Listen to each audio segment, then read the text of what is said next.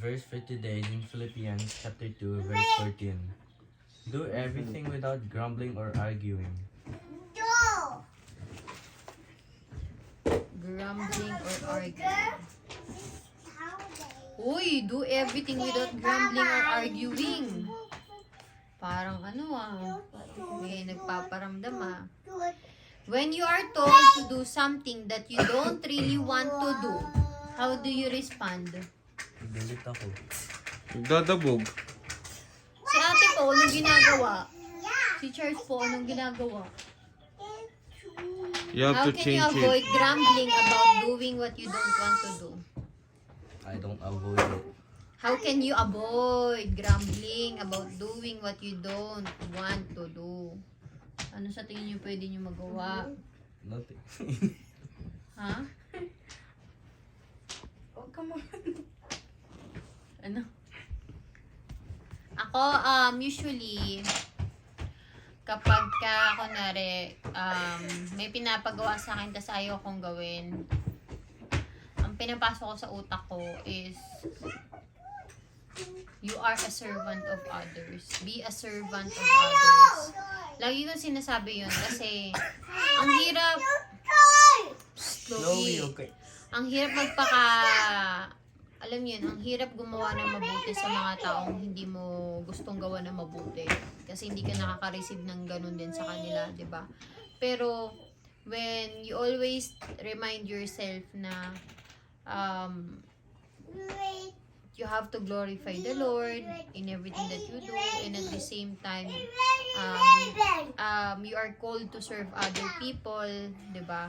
So, if you would always put that in your head, ma-realize mo palagi na Pipray mami. kailangan unahin mo yung pagsaserve kasi yung sa mga nararamdaman mo. O yung tinatamad ka, parang ganun, di ba? Ang tao kasi lagi naghanap ng kapalit. May kapalit palagi. Ayun. Christians are usually busy people. They are busy at home, at work, and in church, trying to do God's work and help as many people as possible. With all this busyness and all this work, it can be tempting to do a little grumbling about all we have going on. But God doesn't want Christians grumbling too, or at one another. God loves a cheerful giver, a person who gives his or her time, energy, and effort willingly and joyfully. When we grumble, we bring others down and we make it harder for other people to do what they need to do for God. God wants us to support one another and bring joy to every situation. God doesn't want Christians arguing either. He doesn't want us arguing with one another, with authorities, or with Him. When we are given a task to do, God wants us to do it with smiles on our face. God wants us to be lights of the world.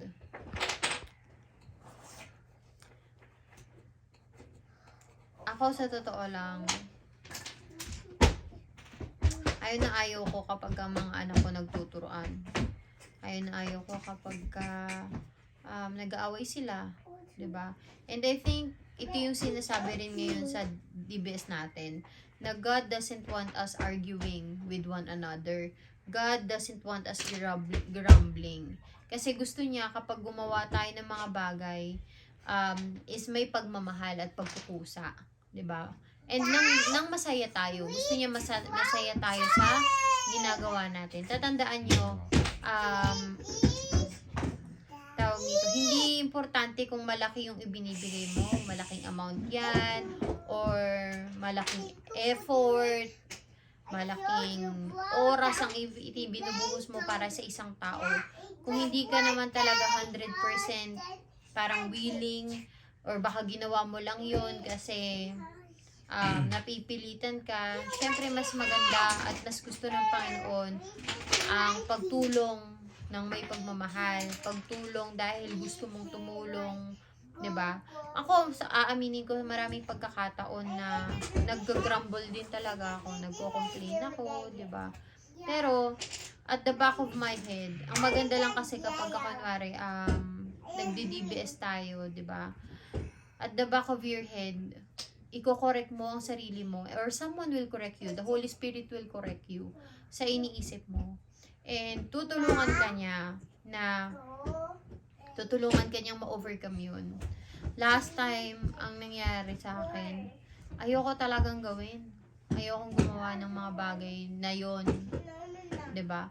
Pero alam niyo kung anong nagpatawid sa akin para still gawin yung pinag-uutos sa akin ng Panginoon.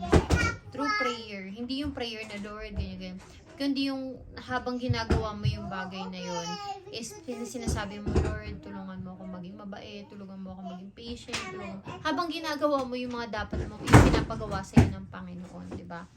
Alam mo yun, yung parang maitawid mo lang yung inuutos sa iyo, is idaan mo na lang sa pagpipray. So, ganun ako. Hindi ko alam kung paano yung sa inyo, di ba?